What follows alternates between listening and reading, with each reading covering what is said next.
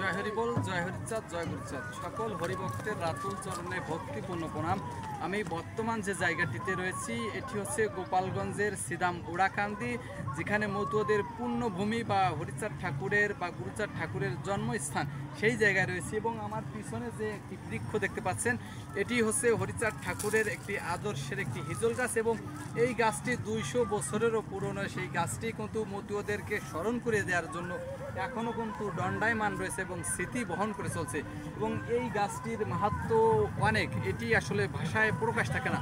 মতুয়াদের কাছে যে একটি গাছের এই হিজল গাছটির এই হিজল গাছটি আমরা যেমনটা জানি, শ্রীমৎ অশ্বিনী গোসাই এই গুরুচাঁদ ঠাকুরের একটি গান শুনিয়েছিল এই গাছের, যখন হরিচাঁদ ঠাকুর যখন গুরুচাঁদ ঠাকুর তাদের ভক্তদের নিয়ে যখন এখানে বসতেন, সেই থেকে কিন্তু এখানে অশ্বিনী গোসাইয়ের মাথার পর দিয়ে বা হরিচাঁদ ঠাকুরের গুরুচাঁদ ঠাকুরের মাথার পর এক জায়গায় পাখি গিয়েছিল। সেই সময় অশ্বিনী গোসাই তার একটি গানে লিখে গেছিলেন যে এই যে গাছতলা, সেই গাছতলার সম্পর্কে অনেক আছে যেটি আসলে ভাষায় প্রকাশ থাকে না। তবে একটি দুঃখজনক বিষয় বলতে হয় যে এই গাছটি একটি মতুয়াদের পুণ্য স্থান বা পুণ্যভূমি নামে একটি মতুয়াদের কাছে আখ্যায়িত, কিন্তু এই গাছটির গোড়ায় এই এমন অকর্ম বা অপরিস্থিতি একটি দৃশ্য দেখা যায়, সেটি আসলে মতুয়া ভক্তরা কোনোভাবেই এটি মেনে নিতে পারে না। তারপরেও মুখ কেউ খোলে না। কেন এই কর্ম বা এই কাজ তারা করেন তা আমার জানা নেই।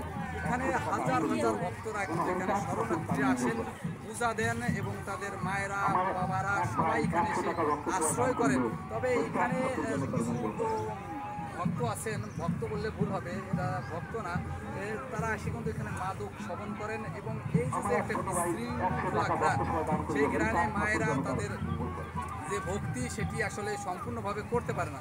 এবং এখানে আমরা চাইবো যে এই মেলা উদযাপনের যে সভাপতি, তাদের দৃষ্টি করে বলবো যে এই যে কর্ম করা হয়, যে এই গাছতলা বসে তামাক সেবন করা, এটি যেন এখানের এটি যেন পর্যবেক্ষণ করে এবং এটা যেন অন্য জায়গায় নিয়ে তাদের শোভন করতে পারে।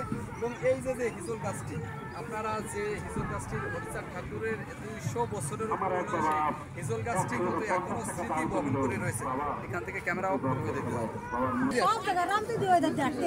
লাল সুতো বাঁধে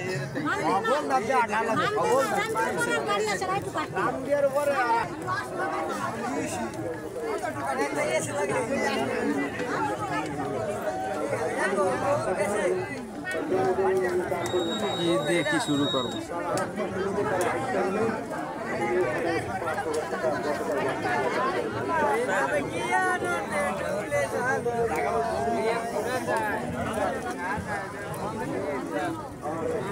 এদিক উঠোছি, এদিক উঠো।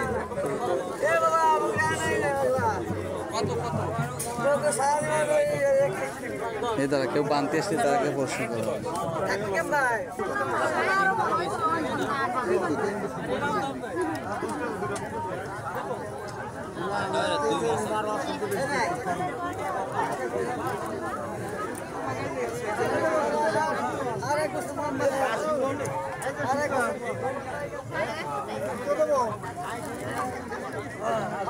বাবা এনে তো 1 সেকেন্ড